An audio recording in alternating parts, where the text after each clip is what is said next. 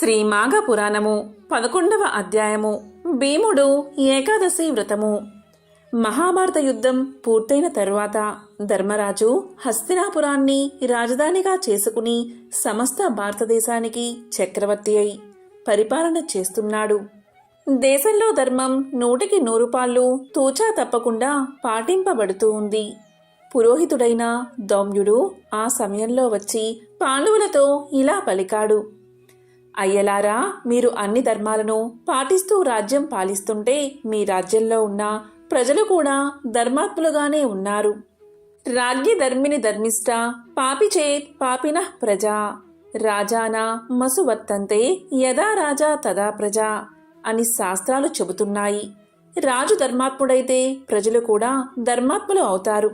రాజు పాపం చేసేవాడైతే ప్రజలు కూడా పాపాత్ములు అవుతారు. ఎప్పుడూ ప్రజలు రాజు ఎలా ఉంటే అలాగే ఉంటారు.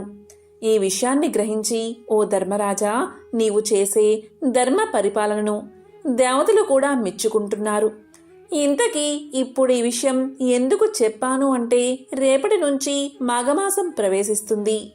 మీరందరూ ఉదయాన్నే లేచి సమీపంలో ఉన్న యమునా నదిలో మాఘ స్నానం చేసి సూర్యారాధన చేసి విష్ణు పూజ కూడా చేసి దానాలు ధర్మాలు చెయ్యవలసి ఉంది. అది గుర్తు చేయడానికే నేను వచ్చాను అన్నాడు ఆ విప్రుడు. అప్పుడు ధర్మరాజు సోదరులు, ద్రౌపది, అంతఃపుర స్త్రీలు అందరూ గురువుగారి ఉపదేశాన్ని ఆచరించడానికి సిద్ధం అయ్యారు. మాఘశుద్ధ ఏకాదశి నాడు అందరూ ఉపవాసాలు చేసి శ్రీమన్నారాయణుణ్ణి పూజించడానికి ఏర్పాట్లు చేసుకున్నారు. కానీ భీముడికి చాలా దిగులుగా ఉంది. ఎందుకంటే అతను ఒక్కరోజు కూడా భోజనం చేయకుండా ఉండలేడు. అతని తిండి కూడా తక్కువేమీ కాదు. ఒక బండెడు అన్నం, పప్పు, కూరలు మొదలైన పదార్థాలతో సహా సులువుగా తింటే గాని అతని ఆకలి తీరదు. మరి ఉపవాసం ఉండాలంటే 2 పూటలా అన్నం తినకుండా ఉండాలి కదా. లేకపోతే ఏకాదశి వ్రతఫలం దక్కదు కదా. ఎలాగా అని ఆలోచించి దౌమ్యుల వారి దగ్గరకు వెళ్ళి తనకు వచ్చిన సందేహాన్ని ఆయనకు చెప్పాడు. ఆయన అంతా విని ఇలా పలికాడు: భీమసేన, మాఘమాసం, అందున శుద్ధ ఏకాదశి విష్ణుదేవుడికి చాలా ప్రీతికరమైన రోజు. ఆనాడు నీవు భగవంతుని మీద దృష్టిని నిలిపి నేను నియమంగా ఉండాలి అని దృఢమైన సంకల్పంతో ఉంటే నీకు ఆకలి దప్పికలు రెండూ తెలియవు.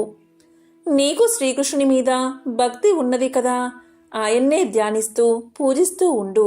నీకు ఆ కృష్ణ భగవానుడే ఉపవాసం ఉండే శక్తిని అనుగ్రహిస్తాడు. తన్ని ఆరాధించే భక్తులకు ఆ శక్తి సామర్థ్యాలన్నీ ఆయనే అనుగ్రహిస్తాడు. ఏ సందేహమో మనసులో పెట్టుకోక ఏకాదశి ఉపవాసం చేసి నీ ధర్మాన్ని నువ్వు ఆచరించు అని హితోపదేశం చేశాడు.